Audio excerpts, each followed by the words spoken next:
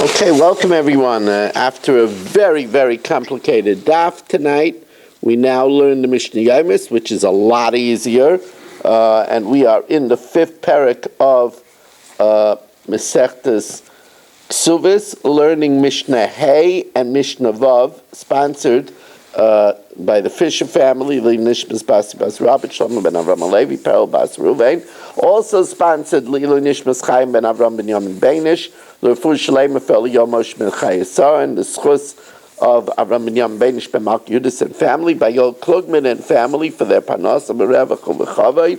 Also for my Shver Avigdayim and Rivka and Meir ben Chayesar, they should have a Refu Shalema B'Seich Sharcha Yisrael. We also have in mind our troops and all of Klal Yisrael. They shot like 50 missiles. The Iron Dome was so busy. Of course, we fuel the Iron Dome with our tefillas and our learning. Let's have them in mind. So Mishnah Hey tells us, Eilu melachos she'isha oisa lebala.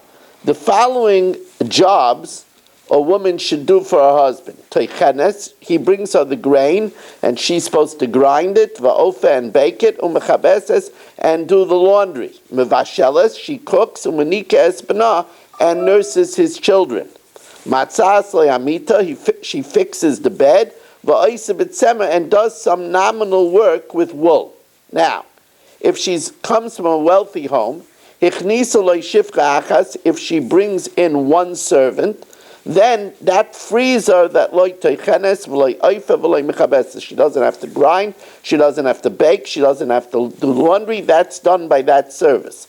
Shtayim, if she brings in two servants, einam avasheles, she doesn't have to cook. Ve'einam anika espanot. Now that she has a wet nurse, she doesn't have to nurse the child.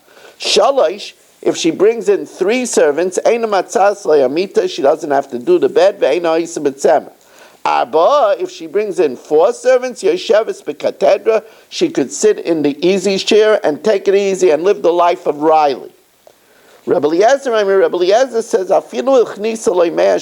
even if she becomes from a very wealthy home and she brings in 100 maidservants, the husband could still force her to do some work that she shouldn't be idle. Why? Because idleness leads to immorality. Reb Shimon Gamliel, even if he imposes a neder that she shouldn't do work, that is a grounds for her to sue for divorce and demand a ksuva. Why? Because forcing her to be idle will lead to depression. Idleness leads to depression.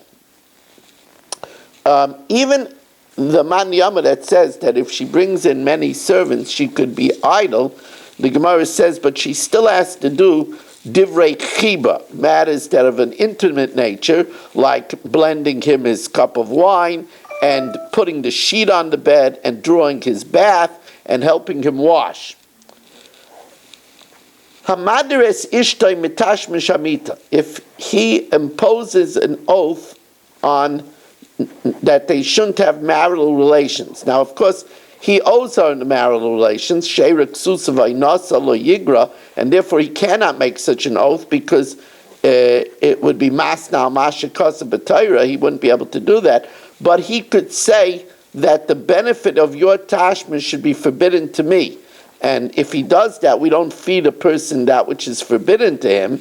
So then, Beishami Aimrim Shtei Shabbos, as long as he only made the oath, the vow for 2 weeks, they could still live together. But more than 2 weeks, she could sue for divorce and get her ksuva. Beis Hillel says Shabbos Achas, only 1 week. More than 1 week, she could already sue for a divorce and get her ksuva. Now, talking about depriving a wife of her marital intimacy, hatalmidim, if the husband is a Torah scholar, yotzin l'tama Torah shaloi b'rishush shloishim yom. He could go to the Beis Medrash far away for a month's time to learn Torah without having her permission, not longer than a month. Hapoyalim, workers, could go away for Shabbos Achas. They could go out of town to work without permission for 1 week. Now, the Torah says, Oina, that there's an expected amount of time that a husband should grant his wife marital intimacy. So, Oina Amura B'Torah, Hatayolim, if the husband is idle, then B'chol Yom, he should be with his wife, we're talking about young people, every day. Hapoyalim, workers, Shtayim B'Shabbos, twice a week. Hachamorim, donkey drivers that have to travel during the week, Achas B'Shabbos, once a week. Hagamolim, the tank of the camel is much bigger, and therefore the camel drivers usually go on a trip a month's time. They could be away Achas L'Shloshim Yom. They have to grant their wife once a month.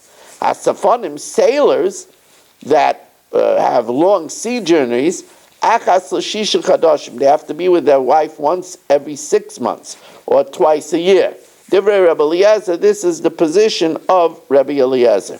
I want to thank all of you and thank you for joining me for a very difficult daf tonight. Daf Ayin Hey was extremely difficult, and we also want to say if anybody still wants to sponsor this week's share on Boy 718-916-3100 rmmwsi@aol.com. Thank you for joining us and have a wonderful evening.